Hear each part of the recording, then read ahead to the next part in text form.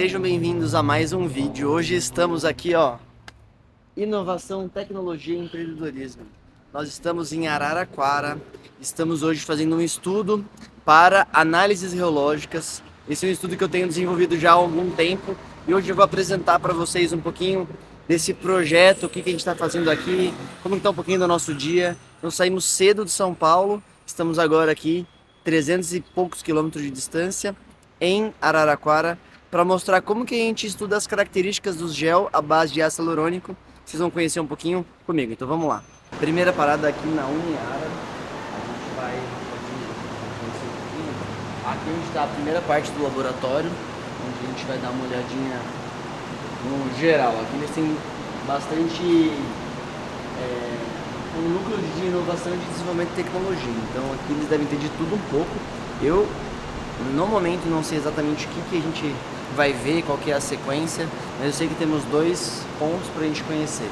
Um que vai ser aqui e outro que vai ser no outro laboratório, que é a empresa propriamente dita, que é uma startup de tecnologia, que eles vão explicar um pouquinho melhor para vocês. Eu vou apresentar para vocês a Andressa, o Caio, que vão nos orientar e vão mostrar um pouquinho mais sobre esse mundo incrível para vocês. Chegaram. Bora? É agora que a gente vê que a gente não entende nada de geologia, entendeu? Esse aqui é um laboratório que já tem 10 anos que eles estão aqui trabalhando sobre biopolímeros. Hoje o foco é em medicina regenerativa.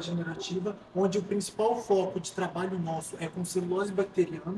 A gente está fazendo a parte de produção, a gente mexe com impressão 3D também, de filamentos e outras estruturas também. E tudo a gente trabalha na área sustentável e na área verde. Então todos os biopolímeros que a gente trabalha aqui é sustentável, é de fonte renovável.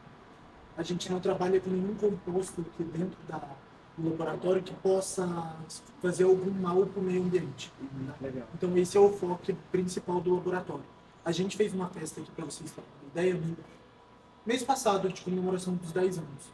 Veio gente do mundo inteiro, veio pesquisadores da Argentina, do Brasil inteiro, Rio, Salvador, Pará. Então, a festa teve mais de 150 colaboradores nossos que veio participar para entender um pouco da nossa área de pesquisa. Pode chegar aqui, eu vou mostrar para vocês. Então, assim, o negócio é bem sério, sabe? Isso é muito legal. Vou mostrar um pouquinho do laboratório. Ver se a gente não assusta o pessoal com a câmera, né? Olá, tudo bem? Bom, prazer. Ela faz Tudo bem? IC, ela está formando por medicina também médica.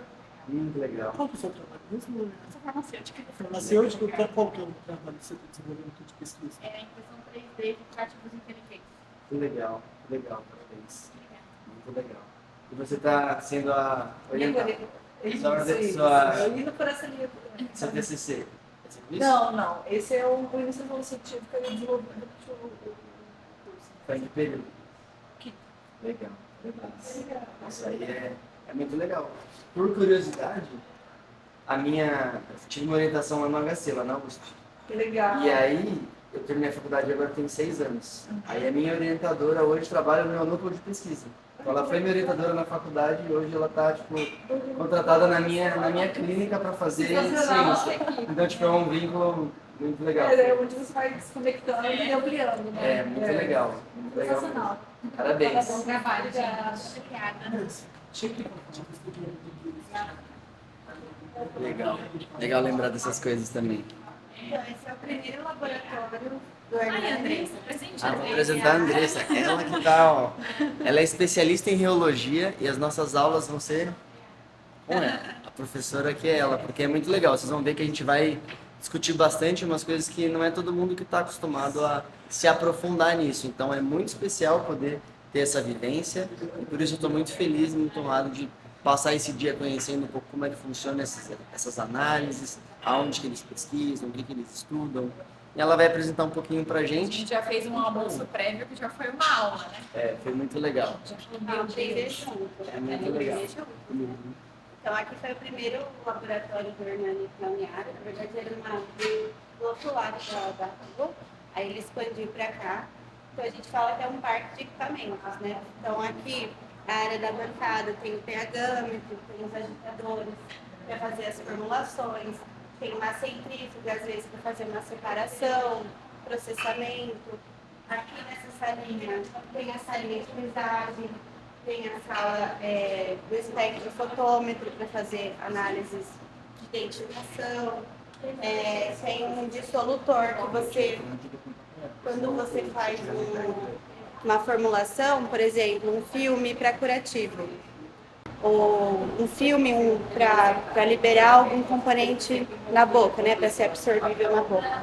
Você coloca ele ali numa solução que vai mimetizar no corpo e aí você vai medir a liberação daquele fármaco. Que nem o que ela está fazendo. Ela está preparando um curativo com impressão 3D, que provavelmente também vai ter algum tipo de E o dela é um ativo. curativo inteligente, que a gente quer que ele mude de cor conforme tem alguma infecção bacteriana, alguma coisa assim. Legal. Se está Então, reagindo, ele vai estar mudando de cor. isso. Legal. Então, é um biomaterial inteligente. Né? E a gente trabalha com biopolímeros, biomateriais, que ou o micro-organismo produziu ou foi retirado de algum organismo vivo. Então, o ácido hialurônico, inicialmente, ele era extraído da crista do galo, né? Exatamente. Então, também era um biopolímero, vem de alguém vivo, né? Mas hoje ele é produzido por bactéria, que é uma linha de pesquisa que a gente faz também. Então, aqui tem o principal equipamento que a gente usa para os géis, que são géis de ácido hialurônico. Olha que legal. Então, qual que é a ideia aqui, né? O reômetro. Ele até está trabalhando aqui. Vou tirar uma capinha. Olha lá. Ele está fazendo um movimento, esse é o de viscosidade, então ele sempre vai girar no sentido horário. Então a viscosidade, a gente mede a resistência do material ao fluxo. Então aqui a gente coloca a quantidade certa de material, esse é uma hidroxiapatita que a gente está avaliando. A gente coloca a quantidade certa, porque aí esse material, quando ele aumenta a taxa de cisalhamento, ele sai. Então, é um erro do material, né? Então, aí o equipamento, ele lê a viscosidade, aí vai aparecer o resultado aqui. A viscosidade cai com o aumento da taxa de cisalhamento. Isso é importante quando a gente vai fazer a injeção. Você aperta o êmbolo, você aplica uma pressão no material, ele precisa aumentar, diminuir a viscosidade dele para você conseguir fluir. Tem material que é o contrário, quando você faz uma pressão, ele fica mais rígido. Então esse tipo de material não é ideal para injeção. Você faz a injeção, ele flui, como ele é elástico, quando ele é aplicado no rosto, ele vai recuperar a forma inicial dele. Vai endurecer. Isso, exato. Então aqui a gente tem os parâmetros de viscoelasticidade, viscosidade, coesividade, tixotropia. Tem várias análises diferentes para a gente ter. E aqui a gente usa 1 ml, né, de amostra. Então com 1 ml você consegue ter várias medidas. Aí com a geometria nova, que ela é menorzinha, então vai ser metade do tamanho dela. A gente vai conseguir usar 0,3 ml, 0,6, né, porque é sempre duas análises juntas, para ter todos esses parâmetros. Então ele consegue aqui calcular o quanto que o produto está se deformando pelo quanto de material que está lá embaixo, né? Isso. É mais ou menos isso, ele vai documentando e vai vendo isso mudando com o passar do tempo, na medida que ele vai rodando aí. Porque a viscoelasticidade a gente chama de um regime oscilatório. Ele não faz esse movimento só horário, ele faz anti-horário e horário, ele faz um vai e vem. E aí ele mede, porque o material ele vai movimentar e vai mexer na força normal. Dessa força normal ele vai fazer todos os cálculos para chegar naqueles outros parâmetros. Então aí é um movimento, é um teste mecânico. Então esse equipamento aqui, se você muda o acessório, você pode medir de solução, você pode medir de pó. Então a indústria quer saber se esse pó, essa formulação, ela vai fluir na minha máquina ou ela vai travar a máquina em algum momento. Então você faz, a reologia é tudo fluxo, né? Reologia é tudo o estudo de como o material flui. Então se ele flui na forma de pó, ele não pode formar grumo, ele não pode aglomerar, porque senão ele vai travar a máquina de produção. E aí o equipamento é o mesmo, a gente muda o sensor, que seria. Vários formatos de Geometria Nossa, tira foto. do ácido hialurônico. Isso, do reômetro. Ah. porque aquele cilindro é para líquido. Mas a gente faz no nosso também, que a gente tem uma boa precisão da medida. Teoricamente, um formato seria mais adequado para cada tipo de amostra. Isso. Você vai mexer num, sei lá, um metal. Metal duro. Metal Aí é você traciona. Você traciona. Tem que tracionar. Ele já tá Então, junto já, né? a gente fala que o gel é por arraste. Então ele arrasta o gel e lê a formulação dele. Aí solução a gente também faz no nosso, mas também tem um copo cilíndrico, que aí você tem uma quantidade maior de amostra que ele vai movimentar e vai ler como que aquela amostra flui. Legal. Ó, a gente acabou de fazer a análise aqui da hidroxapatita de cálcio. Você vê como ela ressecou um pouquinho Ela resseca em volta. por causa da movimentação. Você vê que ele não é muito viscoso, né? Ele não é muito coesivo. Quando ele puxa, assim, ele não fica aquela coisa pegajosa, ele ficou ali na base.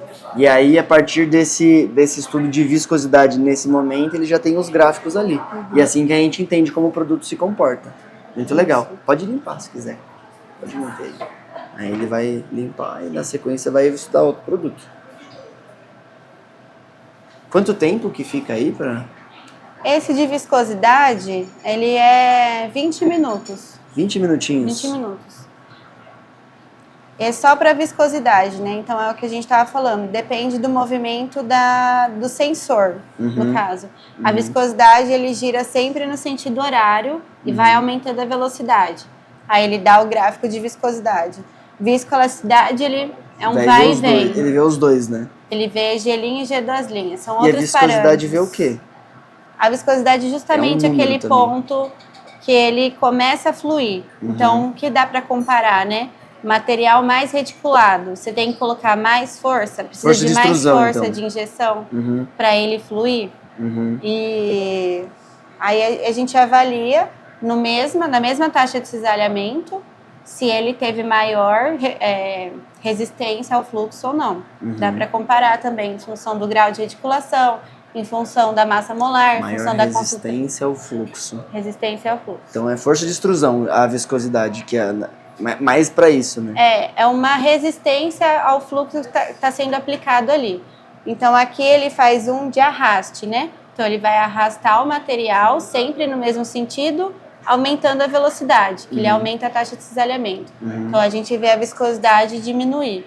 Esse é o ideal para o material que vai ser Viscosidade aplicado, ou mesmo que vai passar nos equipamentos na indústria. Ele tem que fluir, ele não pode ter uma resistência muito alta. Senão ele também pode endurecer. Pode. Nodular. Essa que seria Tem a... outros materiais, quando você começa a fluir, ele aglutina. E aí ele fica mais resistente ao movimento. Que aí é negativo para o corpo humano também.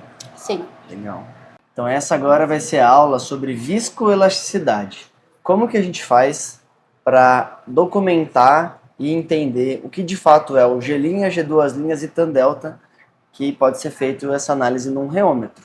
Esse é o produto que a gente vai analisar e a gente vai ter um pouquinho de noção. O que a gente espera desse produto?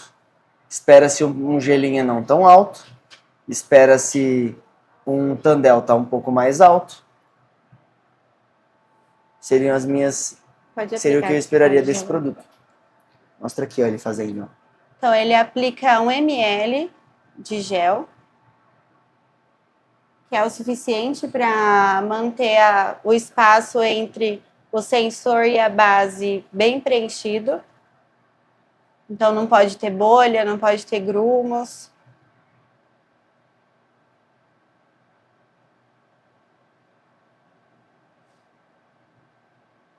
Legal. Que depois disso o sensor ele vai abaixar, ele vai pressionar a amostra na base, e essa base está sempre controlando a temperatura, então está a 25 graus Celsius. Vai fazer uma análise a 25 e uma a 37. Isso. Legal. Porque ele pode mudar baseado na temperatura também. É um gel termossensível. No caso do ácido hialurônico, a 37 graus ele diminui a viscoelasticidade dele. Essa é uma formulação diferente que a gente está fazendo para uma outra aplicação, que é um outro componente, que esse componente, a 37 graus, ele fica sólido, e a 25 graus ele estava mais, você viu que ele estava fluindo, né? Apesar de ter uma viscosidade mais alta. Se ele for, aí a gente pode fazer uma rampa de temperatura, que é de 5 graus e 37 graus, mimetizando a hora que ele sai da geladeira e vai ser aplicado no corpo. Então, a 5 graus, ele está mais líquido, ele flui sem muita resistência. Quando tem essa passagem, essa alteração de temperatura, ele muda a viscosidade dele, e a gente consegue ver no reômetro em função da temperatura. E aí agora ele vai só ficar aí, paradinho assim, ou ele vai levantar? Ainda tem mais 2 etapas, que a gente tem que limpar esse excesso de amostra, porque esse excesso de amostra pode alterar os parâmetros. Então a gente sabe que se tiver um excesso, o gelinho ia ficar maior. Se ele tiver menos amostra, o gelinho ia ficar menor. Então a gente perde... Tem que ser precisamente tudo em volta só da parte redondinha ali. Isso. Então aqui ele parou a 550 micrômetros. Esse espaço é menos meio milímetro. Aí a gente limpa, tira o excesso, desce até 500 micrômetros, aí a gente faz a medida. Pode limpar. Tem uma... Esse daqui a gente fez na impressora 3D, essa espátula. Aqui é de lá, né?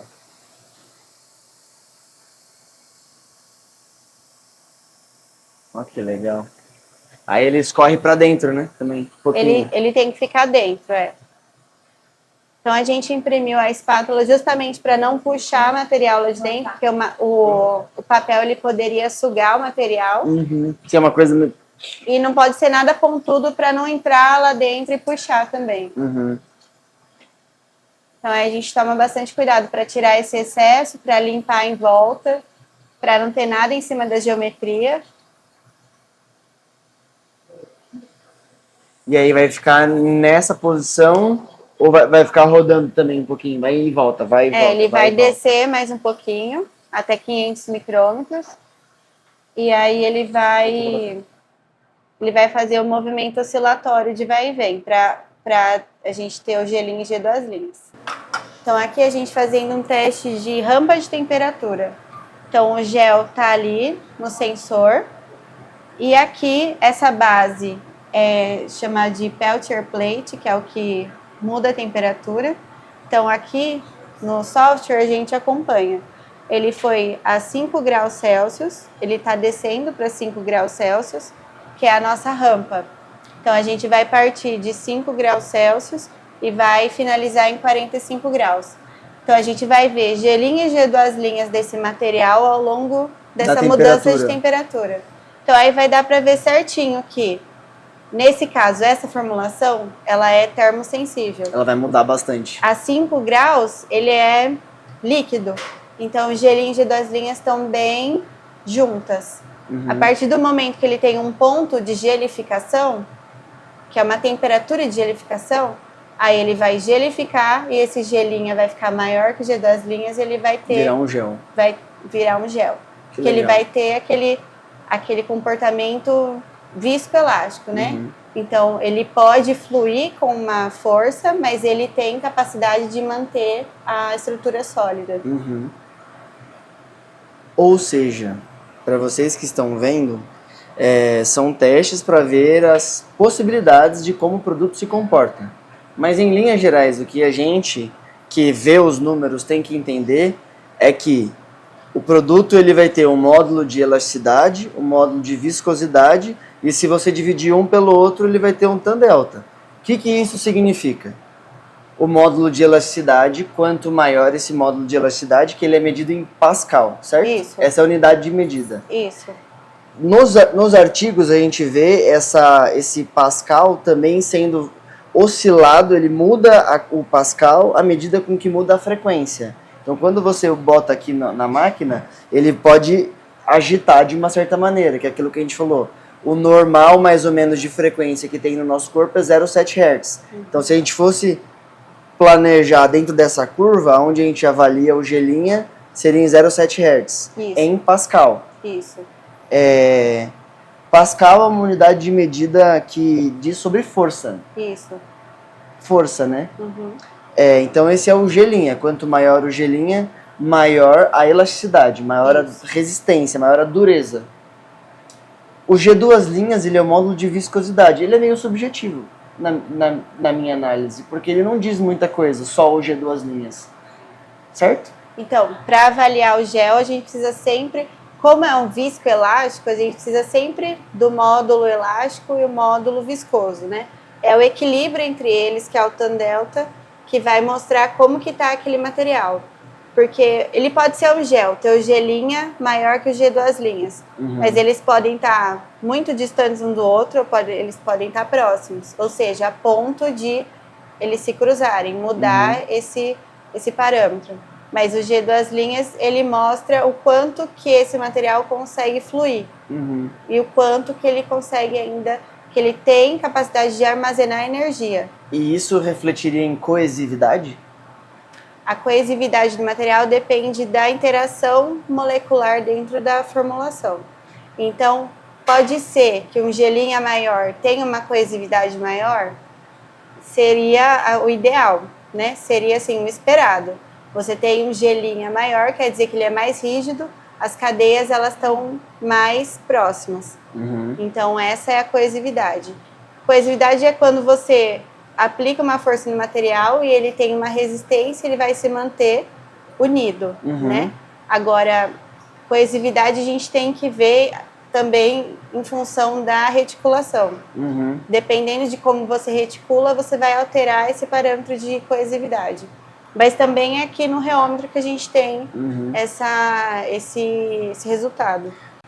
São análises diferentes. A viscosidade você analisa o movimento. A viscosidade é outro movimento. Então, o material você pode diminuir. Esse gel aconteceu isso. A gente diminuiu muito a viscosidade dele, mas a viscosidade ficou igual. A capacidade dele de voltar para a forma inicial ficou a mesma.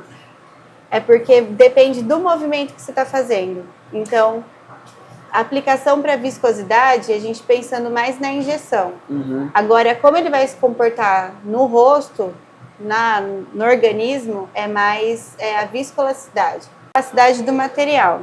Mas o que muda? Muda o movimento que a gente está fazendo com o material. A viscosidade, ele aumenta o cisalhamento. Então, é aquela hora que você aperta. Qual que é a importância da viscosidade? Para você saber... Parece que tem uma relação com a dor que o paciente vai sentir. Quando a viscosidade dele é maior ou menor. Porque ele flui mais rápido, ele infla mais o tecido. Tem que ter uma pressão maior na hora de você aplicar. Quando você aplica uma pressão maior, ele tem uma velocidade de extrusão maior. Isso. Tá ligado a isso. Mas o mais importante, por isso que para gel, o mais importante é a viscoelasticidade. Viscoelasticidade. Porque você tá medindo ali a capacidade dele se manter naquela estrutura de gel e a capacidade dele fluir. Então tem que acontecer as duas coisas quando ele está no organismo. Ele tem que, dependendo da área do rosto, ele tem que manter aquela estrutura para ele manter a projeção, né? Digamos, aí você que fala melhor, uma harmonização, né, a projeção. facial. A projeção, ele tem que manter aquela, né, você vai moldar o gel, então ele tem que manter aquele formato. Só que ele também não pode virar, ele não pode ficar sólido. Modular. Então ele tem que se moldar ali no ambiente que você está colocando. E isso é viscoelasticidade. Viscoelasticidade. Mas também você pode analisar isoladamente a viscosidade e a elasticidade. A viscosidade em função da taxa de cisalhamento, sim. A elasticidade vai ter sempre É sempre viscoelasticidade. É sempre, porque ele é viscoelástico. Entendi. Se ele fosse só sólido, isso daqui é sólido, não é viscoelástico. Não é viscoelástico, não tem capacidade viscoelástica. Não. Mas se eu colocar um negócio de uma pedra num reômetro, também posso analisar qual que é o G' e G2' dele? Não existe G'. G' seria resistência para ele quebrar, não é? Existe uma frase assim, tudo flui, tudo. O que diferencia é o tempo que você dá para o material fluir. Então eles dão um exemplo, que é uma igreja italiana, que eles têm um vidro, que eu não me lembro a formulação. Aquele vidro, como ele foi colocado ali, vidro sólido, ele foi colocado ali há tantos anos que ele teve tempo, então ele ficou parado no mesmo lugar, com as mesmas forças que incidindo sobre ele, a gravidade e tal. Ele teve tempo de fluir, então ele escorreu. Apesar dele manter a característica sólida, ele escorreu porque ele teve tempo, aí é um outro termo, tempo de relaxação. É um outro Ele termo. foi escorrendo para baixo, assim? É. Que legal. Então a pintura é um vidro que tem uma pintura, né? Então Uhum. a pintura mostra que ela tá escorreu derretendo. com o tempo. Então a mudança de temperatura, tudo isso influencia, mas acontece que o material ele escorreu. Uhum. Outro exemplo é a tapioca ou a goma. Você já hidratou a tapioca? Ela fica... Quando você bate ela, o seu dedo Não afunda. não afunda, porque ela solidifica a hora que você bate. Isso é a alta frequência ali no reômetro. Uhum. Ou seja, você dá uma pancada no gel e a primeira, como ele não tem tempo de se moldar para afundar o dedo, ele se comporta como sólido.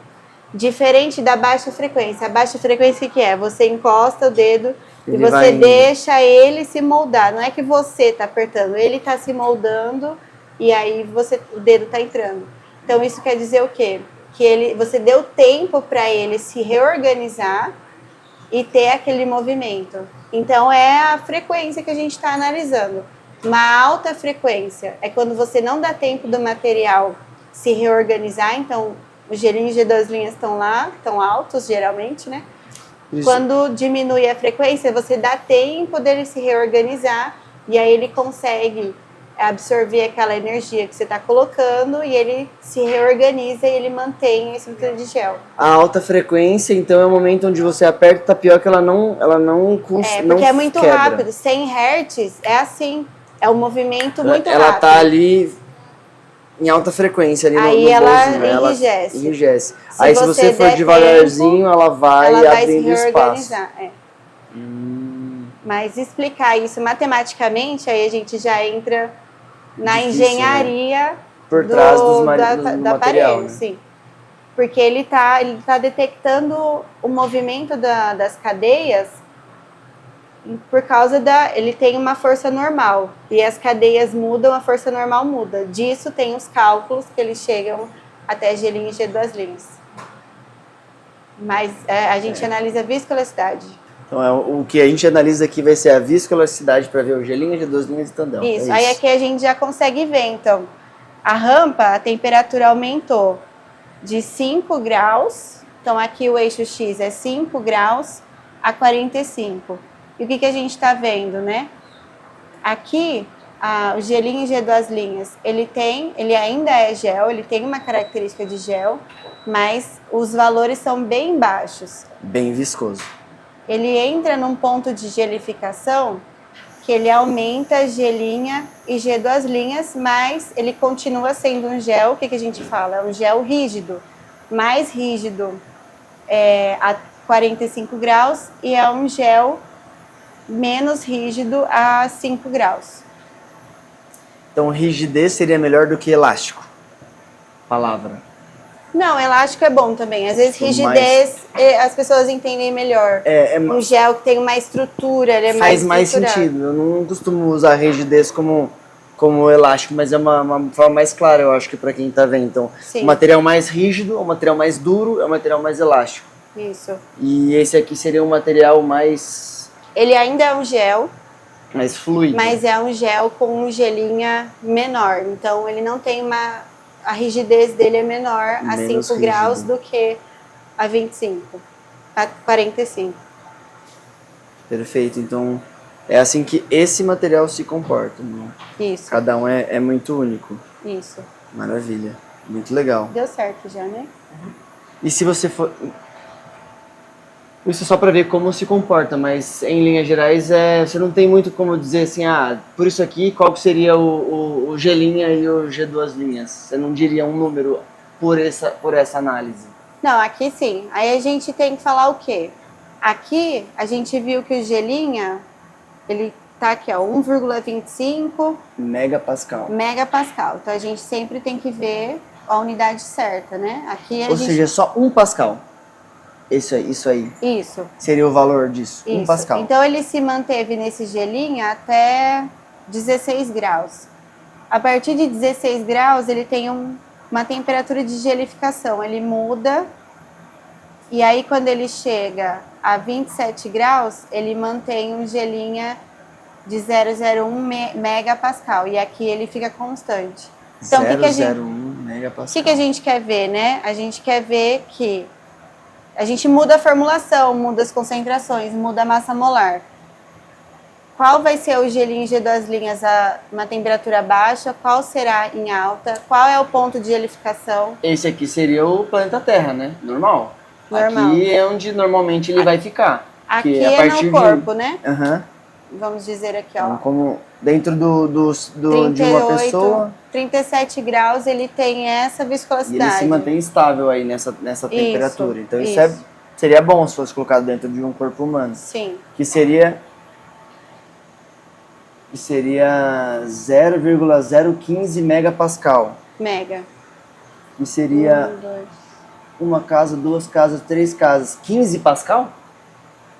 Se Mudou 15 megapascal, vezes. 15 pascal, né? Aumentou 15 vezes o módulo, o gelinha que estava em baixa temperatura. Então, é um material termosensível. Ele tem uma mudança de viscosidade em função da temperatura bem alta. Uhum. Ele é um gel Interessante. totalmente diferente. Muito interessante.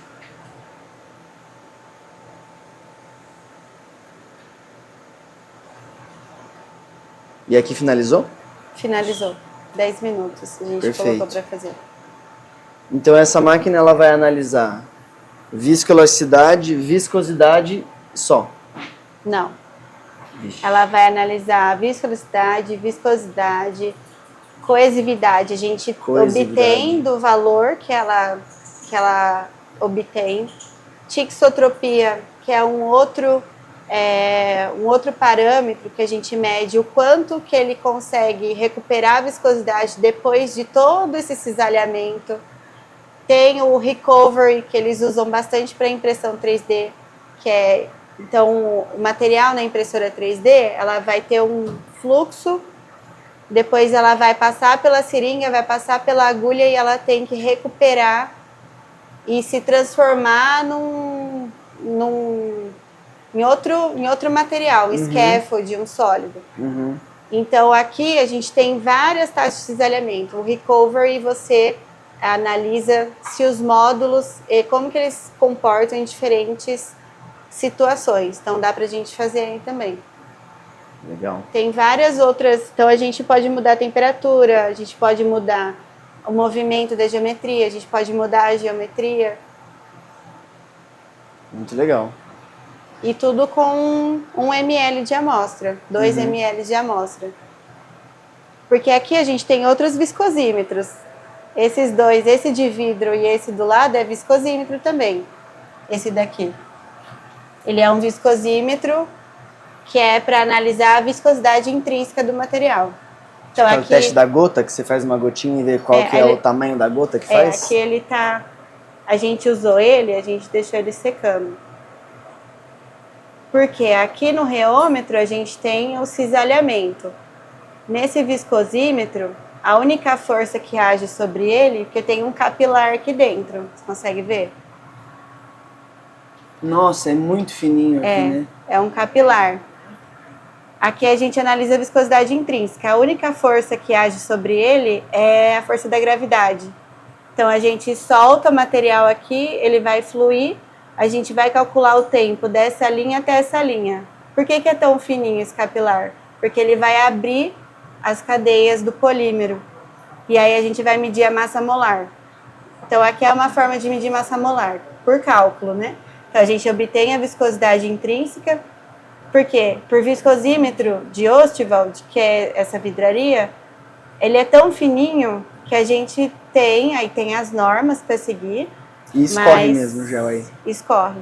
Quanto maior a concentração, mais ele demora para escorrer. E aí a gente vai ver o tempo do solvente e vai fazer esse cálculo para fazer a viscosidade intrínseca. Então esse é outro viscosímetro. E esse é o viscosímetro de Brookfield. Esse é utilizado na indústria. Qual que é o problema? Por que, que o reômetro ele é mais vantajoso? Porque aqui é no mínimo 15 ml.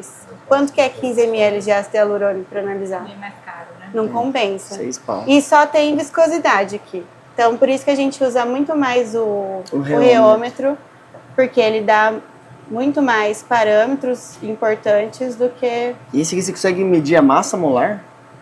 A Com um gente- cálculo? sim.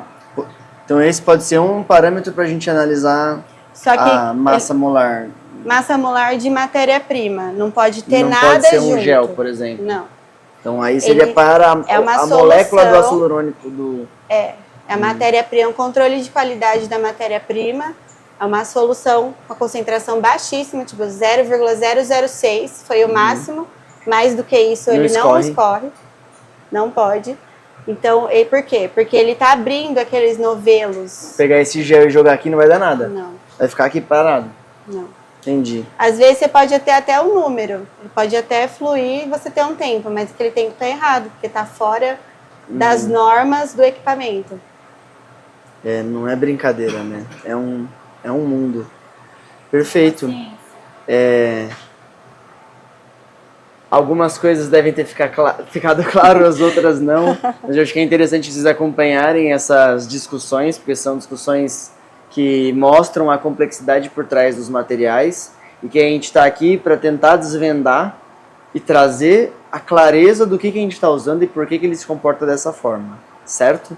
Então, só para pegar um apanhado aqui para vocês, nós temos aqui um reômetro, nós temos outros dois dispositivos que podem analisar a viscosidade do material, mas que o mais importante é que, baseado nessa análise, a gente tenha o gelinha, que é o módulo de elasticidade, que fala sobre a rigidez do produto. Quanto mais rígido, mais duro, mais elástico, maior o gelinha.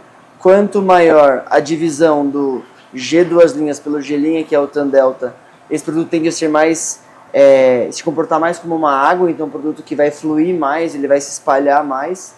E baseado nisso, você imagina um produto que vai ser mais interessante para projeções, seria um produto mais duro. Nós precisamos de um produto que ele tenha mais viscosidade, mais elasticidade para essas características. Precisamos de um produto que seja mais com tan delta mais alto para regiões como de mucosa, como no lábio. Se você usa um produto muito rígido no lábio, fica aquele bico de pato, fica duro, ele manda o beijinho e não aperta. Então você quer um material que acompanhe esse movimento. Por isso, produtos com maior tan delta são interessantes para essa região. Depois vão ter outros produtos e outras características que a gente vai descrever no próximo laboratório, que vai ser sobre o tal do swelling factor, como que o produto traz puxa água, né, que é a higroscopia, como que esse produto tem uma partícula do tamanho tal, x, y, z. Então são cenas dos próximos capítulos. Espero que vocês tenham gostado. Até a próxima parte. A quantidade que precisa. Bem coladinho, Eu vou bem dessa perto. outra. Parado agora. 40, 500, Também não puxou. 2 ml. Perfeito. Essa é uma aula sobre processo de industrialização do ácido hialurônico. E aqui nós temos um ácido hialurônico em pó. Inicialmente, o ácido hialurônico ele foi feito, na verdade, quando você usava um preenchedor, há mais de 20 anos atrás, ele era feito como? Ele era pegado crista de galo, triturava, e limpava, purificava esse material que se transformava num gel e aplicava nos pacientes. O que acontecia? Tinha muita reação alérgica, muita reação imunológica, então não tinha muita aceitação sobre o produto.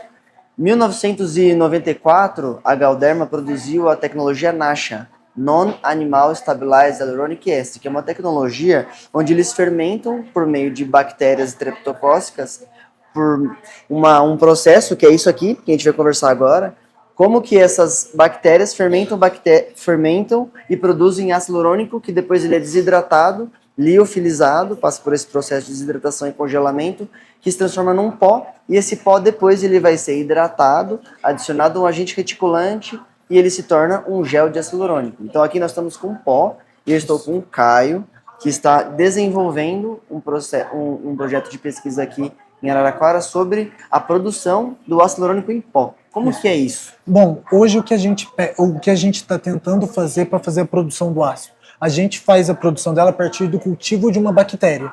Então a gente dá um meio de cultivo para a bactéria e passa por todo um processo para conseguir fazer a extração e a purificação de um ácido hialurônico. O que é o principal objetivo nosso? Trocar os meios que a gente utiliza hoje convencionalmente. Então o que a gente está fazendo? A gente está pegando resíduos agroindustriais, principalmente dos citros da laranja, que seriam descartados ou virariam pellets de rações para animais. A gente está usando ele como meio de cultivo, meio de energia para a bactéria fazer essa produção. Então a gente faz testes com esses materiais para tentar conseguir fazer uma produção mais barata do ácido hialurônico com reagentes mais baratos. E agora a gente está numa fase avançada de tentar levar isso para o mercado. Então o que a gente está tentando fazer? Fazer uma produção em bioreatores para conseguir fazer em grande quantidade de produção. O que seria um bioreator? Um bioreator seria um reator convencional que vocês têm, que a gente controla temperatura, pressão. Para que a bactéria se desenvolva de uma maneira mais saudável, mais rápida. Exatamente. E de uma forma controlada. Então, para que você possa dar aquele parâmetro de tamanho da molécula final. Exatamente. Então todos os parâmetros dentro de um bioreator, a gente consegue controlar ele. Então se a gente começar a fazer os testes como a gente está fazendo em reatores de 4 litros, a gente consegue fazer o mesmo processo em reator de 100, 200 litros. Então ficaria uma forma muito mais fácil de fazer esse escalonamento. O método seria o mesmo, só mudaria as quantidades. Então a ideia nossa agora é conseguir levar para uma produção maior o vídeo, levar para uma concentração maior a produção de ácido hialurônico, para tentar conseguir fazer a produção dentro do Brasil hoje. Que a gente, hoje todo o ácido hialurônico que a gente tem aqui vem de fora. Vem exportado para cá. Então a ideia nossa agora é começar a fazer essa produção aqui dentro. A gente já tem testes validados em escala laboratorial do material, que foi produzido e validado, e agora a gente está tentando fazer uma escala um pouco maior disso. Que legal. Isso é uma coisa que pode trazer uma vertente muito legal para o Brasil, né? Porque é uma área que tem crescido muito e com certeza seria muito proveitoso a gente poder ter a nossa matéria-prima sendo desenvolvida aqui no Brasil e agregar um valor super grande para o nosso país, né? Então, qual que seria o maior desafio agora? É realmente o reator e depois a Anvisa? Isso. O maior desafio seria conseguir fazer uma validação nos reatores desse material, que com essa validação, quais seriam os próximos passos? Registro na Anvisa e tirar as licenças do material. Porque como não há produção disso no Brasil, toda a legislação para registro seria nova. Então, apesar para a gente e para a Anvisa seria um processo novo de validação no Brasil. Seria quase como se tivesse uma patente aqui no Brasil, esse mecanismo de produção? Isso. Esse mecanismo de produção com o resíduo agroindustrial, a gente está finalizando agora uma escrita de uma patente. A gente vai patentear esse processo nosso com os resíduos agroindustriais, mas a ideia é que a metodologia principal seja guardada e não patenteada. Mas para o Brasil, sim, seria um produto novo. Que legal, muito bom. Então é isso, é assim que a gente faz. Esse aqui é o produto, deixa eu ver aqui, Gabi. Ó. Esse aqui é o pozinho, que depois passa por esse processo de hidratação e de reticulação e que tem um super valor agregado e que pode ajudar bastante a evolução da medicina estética nacional. Obrigado, Caio. Nada. Parabéns, viu? Muito legal. Obrigado. Muito legal. Obrigado. Claro. Muito legal. Cara, isso aí é incrível. Aqui para você ver, é que a gente fez em várias concentrações diferentes a produção, porque a gente foi vendo qual que teria um rendimento melhor. Então a gente fez vários testes para chegar em uma concentração.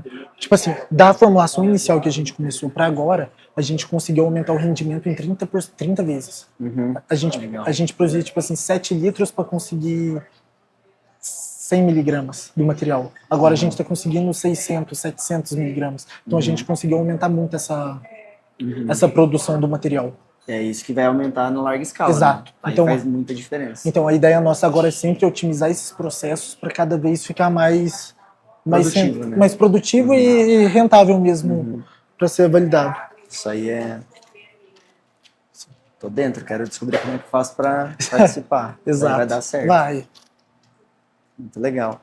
E quando a gente for fazer as nossas análises aqui, vocês vão fazer essa análise agora que foi feita e a de viscosidade 3 vezes para fazer uma análise tripla, certo? Não, essa que ela fez foi de viscosidade com vocês. Uhum. A de viscoelasticidade, ela vai fazer a elasticidade e a... É o G', G2' e o Tandelta. Entendeu? Para fazer os 3, ela tem que fazer por 2 análises. Uma é a amplitude e a outra é a frequência. Ela faz uma amplitude e uma frequência que ela consegue determinar os 3 parâmetros, que é a viscosidade, G', G2' e Tandelta. Isso é uma replicata. Para fazer em triplicata, ela vai fazer isso 2 vezes. 3 vezes a amplitude e 3 vezes a frequência. E é isso que a gente vai fazer nas análises, mas vocês estão esperando uma máquina, que é uma máquina que dá mais produtividade que aquela. Não, a máquina é a mesma. Vai mudar o Software? software não, o equipamento acoplado. Ah, É um a equipamento um coisa pouco mais menor, um pouco menor que fique mais Aí você ajustado. consegue fazer 3 vezes seguidas. A gente consegue com com 1 ml. menos material. Com menos material fazer uma amplitude e uma frequência. Entendi. E isso deve esperar mais 1 mês e meio aí pra chegar. A gente tá finalizando a compra agora, estamos aguardando, porque é importação. De fora, então, claro. Pra Legal. você ter uma ideia, uma pecinha dessa que a gente tá comprando custa R$20 pra trocar. Tá vendo? É É assustador. investimento, né? É que assim, o pessoal às vezes não tem muita ideia. Mas um equipamento desses de laboratório, É caríssimo. mano, Quanto custou um reômetro? uns 300, R$400.000. A manutenção de um equipamento desse, o pessoal cobra em torno de R$6.000 para vir aqui ver o que aconteceu. Só pra fazer o orçamento. Só para fazer o orçamento, para eles deslocarem, eles cobram em torno disso. Legal. Então acaba tendo um custo É de uma coisa bem manutenção. cara. É um equipamento caro que a gente tem que tomar muito cuidado no cuidado, no Manuseio. trato, no manuseio, para não ter que dar manutenção. Porque se der, o custo é muito alto. Deixa eu mostrar para vocês o TGA também, que é outro equipamento nosso. Esse aqui é um equipamento que vai fazer aquela parte do calor, né? Que vai Isso. queimar. O que o TG faz? Ele coloca uma amostra a uma alta temperatura. Então ele coloca o material, a gente coloca o material dentro dele, isso a temperatura ambiente, e vai subindo a temperatura até 600 graus. Então, de acordo com o que o material for queimando, a gente consegue determinar o que tem dentro desse material. Então, a 100, 105 graus normalmente, o material diminui porque vai sair toda a água do material, e, em teoria, é para em 600 graus sair toda a matéria orgânica do produto. Então, o que sobra a partir de 600 graus é matéria inorgânica, que a gente não consegue degradar. Tá? E aí que fica o meu receio de fazer essa análise com os ácidos hialurônicos. Exato. Se estiver sobrando 40%, que nem eu fiquei muito preocupado. Eu fiquei muito preocupado, não tinha essa informação. Porque a ideia principal sempre quando vai fazer de um preenchedor dérmico de um gel é que a matéria inorgânica seja o mínimo possível. Vamos O mínimo possível. trabalhar com uma margem muito mais baixa, porque se for 40%, 30%, quase metade, 50% do material é inorgânico. E não vai conseguir degradar dentro do corpo humano. TGA, esse estudo. É estudo de TGA, termogravimetria. O TGA, que a gente está conversando aqui, é uma máquina que vai conseguir quantificar quanto de resíduo do produto fica. Que não é o BDDE e que não é a matéria orgânica. Não, exatamente. Qualquer resíduo que não vai sair. Porque se você fizer isso aqui, botar 600 graus e sobrar alguma coisa, com certeza vai sobrar no nosso corpo também. Vai. Porque a temperatura aqui é toda agradável, confortável, tal. Vai viver. Vai continuar. Então, é um risco. Esse vai ser uma análise que eu acho que eu vou querer fazer por uns 2 produtos para ver Sim. se sobra alguma coisa. Claro. Depois a gente vê quanto é que é valores. Tá. É caro fazer isso aqui? Esse aqui é 450 Ah, análises. não, vamos fazer. Pra gente ver pelo menos uns 3, assim, sabe? Pra gente ver se tem alguma coisa do gel. Os que eu mais uso, pelo menos, pra ver se não sobra nada. Pra eu Claro. continuar usando sem medo. Acho importante. Muito legal. A gente tá agora no laboratório de impressão 3D. Tô aqui com o Arthur, ele vai falar um pouquinho de como funciona aqui o espaço. E um dos projetos que ele tem feito é com PLA, com ácido polilático, certo? Isso. Então aqui, na verdade, esse espaço é o Fab Lab, que tem na Uniara. Esse Fab Lab, ele é um laboratório aberto para todas as pessoas. Então, se você é aluno daqui, se você tem um projeto você tem a partir de uma empresa ou alguma ideia, você pode vir aqui. E a ideia é trazer na realidade. Então, a gente tem várias peças aqui, tem as impressoras também, né? para poder pegar esses protótipos e trazer à realidade. Então aqui a gente faz vários tipos de peças, desde peças estéticas, a gente faz peças funcionais, por exemplo, aqui uma prótese, né? A gente fez isso aqui no PLA também, então ela é uma prótese funcional, só precisa passar uns fios de nylon, mas é uma prótese funcional, é infantil. Então tem todo tipo de peça com o PLA. E a gente trabalha com outros materiais também, né? Além do PLA tem sintéticos também, como o PETG, a gente tem o poliuretano, o TPU. Então tem vários tipos de materiais diferentes que a gente consegue trabalhar nessas impressoras. PLA seria ácido polilático? Ácido polilático, poliácido lático, enfim, que é o que a gente mais usa, é o que é mais comum, assim, que todas essas bobinas aqui são de PLA. Então a gente compra as coloridas, né, para poder dar essa diferença de cores na hora que vai imprimir. Então a gente consegue, aqui ele está fazendo uns chaveirinhos. E ele faz um pouco, para, faz a troca. Abre um pouco, para, faz a troca. Que ele dá essa coloração. Isso é uma tecnologia um pouco mais nova que tem, né? Que é esse AMS, que ele faz essa troca de cores. Então ela faz um pouco, ela está fazendo a fusão ali do material, ele vem nessa bobina, ele passa ali até aquele cabeçote, faz a fusão, deposita e vai formando a geometria. E aí para dar diferença de cor, ele passa num ponto, troca de cor e vai fazendo outro. Esse consegue ter uma impressão multicolorida, com vários materiais. Legal. E aí, deixa eu ver, eu tenho PLA também, que é um PLA Flex, tem uma bolinha aqui atrás. Como a gente está na época da FEC, bastante coisa que a gente está fazendo. Essa aqui é PLA também, mas ele é um PLA um pouco mais flexível. Então, se eu apertar assim, não vai dar para ver muito legal, mas eu consigo pingar ela. Aqui uma peça de PLA normal, se eu bater ela cai e fica no chão. Essa daqui ela consegue pingar um pouquinho mais. Aí os diferentes materiais que a gente tem, esse aqui é o ABS, que ele também é um sintético. Ele fica bem similar ao PLA também. Mais rígido.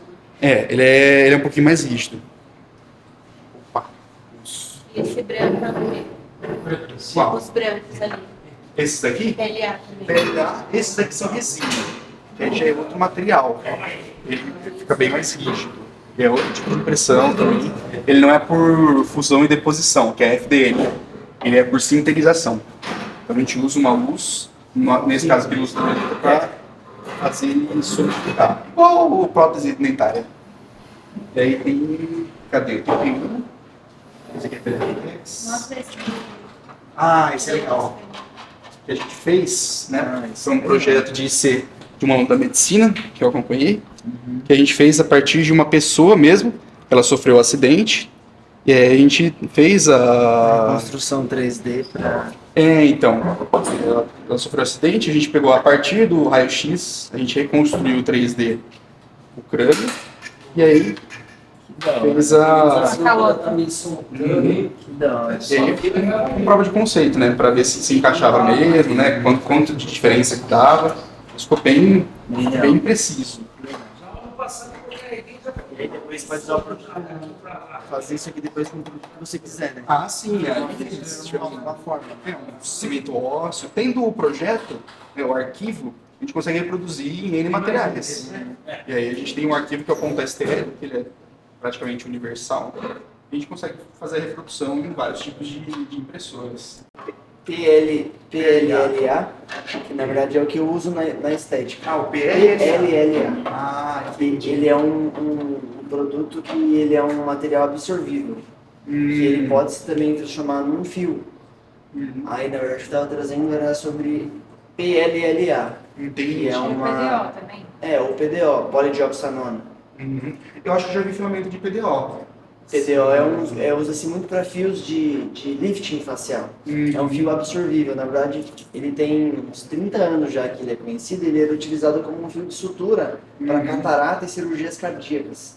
Aí depois transformaram também como Pela fios aplicação. para a parte como ele é absorvível e era um estimulador de colágeno, trouxeram ele também Legal. para estética. Criaram garrinhas, É. mudaram algumas Coloca garras, ali. virou um fio Perfeito. para lifting. Seria possível também produzir É que são fios diferentes, eu não sei se você já viu esses fios. Pega uma Nunca imagem vi. pra te mostrar. Eu vou te mostrar esse Mas é daqui. parecido. Eu acho que aí para aplicação médica deve ser mais rigoroso para a produção. Ah, sim. Essa deve Ah, ser com a diferença. certeza. O que mais pega na diferença desses materiais poliméricos, na hora de imprimir principalmente, é o ponto de fusão. Você tem? Se Aqui você coloca, ele tem uma geometria dentro de uma cânula, ou ele vai ter uma garrinha. Entendi, porque tem várias E é- garrinhas para você Isso, para ele ancorar segurar no tecido. Às vezes ele é moldado com essa garrinha já assim. Entendi. E aí isso pode ser feito, foi o que eu falei, tem um valor caríssimo. Uma unidade de um fio desse aqui, assim, imagino. ó, pode custar de 110 a 350 reais. Nossa, Uma unidade. nossa, tá maluco. Então você imagina que se você produzir. Nossa, Se você vende 100 desse por dia, a 350. nossa senhora. Se você vender 1000, É, só que para você ter o estoque também é uma exato. produção, né? é, Mas é outra vende-se atividade. isso. A Coreia produz isso, né? Os coreanos Todos eles vêm da Coreia. tão ricos disso. Fazer isso. É, porque é outra atividade, para você ter, você já tem que ter um investimento alto. Comprar vários. Aí depois, revender tem um valor à altura também. Então é um negócio que vai bastante dinheiro. Por isso Esse é um negócio que se a gente consegue fazer aqui no Brasil, a gente. já, perfeito. Maravilhoso. Perfeito, porque aqui a gente consegue. Eu tava fazendo semana passada também uns moldes para microel para fazer esteroide. E aí eu consegui imprimir alguns, a gente ainda vai testar. A gente vai testar amanhã. Mas eu consegui, eu tenho foto aqui. Deixa eu pegar com O Rodrigo. filamento faz na extrusora, não é? O filamento na extrusora. O filamento, porque aqui o filamento chega pronto da impressão. É, a gente usa o Mas tem a comercial. linha de pesquisa para produzir os filamentos, que aí você tem que Faz fazer só a uma mistura, vai passar na máquina, É na isso. temperatura correta, para fundir corretamente e sair o filamento. Mas na área médica, eu não sei se ele teria alguma diferença desses que são produzidos aqui, porque ele fica super rígido, né? Então, o PLA que ele é injetado, ele é micropartículas, né? Que ele vai ficar ali no tecido. Ele é um filamento. Se Ah, você esse olhar, ele filamento, é igual a esse isso aí. filamento, Ele é um fiozinho Gente, mesmo. isso aqui vai colocar no fundinho da microel de 24, se não me engano. Então a gente fez esse aqui. Esse aqui ele estava sendo vendido, um bem parecido. Eu não lembro a marca agora, mas era uns 3.600 mais ou menos, a pecinha. Caraca. Se der certo, que a gente vai testar, a unidade saiu por centavos para fazer. Cara, Porque assim, pra vocês terem uma noção... De material, né? É, de material. Expertise e tecnologia. Ah, sim. Mas de material, centavos. Aí se você colocar em cima disso, o resto é Margem. lucro. É, porque pensa, 1 quilo desse filamento, também a gente tá falando de filamento comercial, pode ser de 90 a 120 reais. Pra sair, ali não foi nem 1 grama direito. Então, é muito barato relativamente. É uma né? questão de desenvolver a pesquisa e tal, know-how, aprovações. Exato, e aí E tem aí a parte colher os também frutos. de você ver, assim, é só o PLA vai dar certo, então você tem que ver aditivos, tudo. Porque a gente fez comercial, a gente vai ver se a forma dá certo. Aí depois a gente vai pra Legal. ver se é fase composição. de teste. Muito legal. Mas tem, bom, várias coisas. aqui. Aplicabilidades. né? Sim, sim. E já testei com... Eles têm vários projetos, assim, de os jogos de tabuleiro para cegos, que eles imprimiram com braille, né? As botas ortopédicas. Aqui o Hernani tem um projeto com o museu, que aí eles pegaram as peças do museu, escanearam, Entreguei todas hoje. imprimiram, Não tá mais aqui, imprimiram em entreguei hoje. PLA. Então as crianças podem pegar as peças, sentir, As ver pegadas como que ali. sem ter- precisar alterar a amostra verdadeira, né? Então, tem várias Legal. aplicações também. E esse legal que ele já sai assim também. Ele Legal. sai todo articulado. Uhum. Arthur, muito obrigado, viu? Imagina. Obrigado. Precisarem, Excelente. Parabéns aí pelo Imagina. trabalho. Muito legal. eu que agradeço, gente. Mais uma parte aí que vocês estão conhecendo. Vamos dar sequência com o nosso vídeo.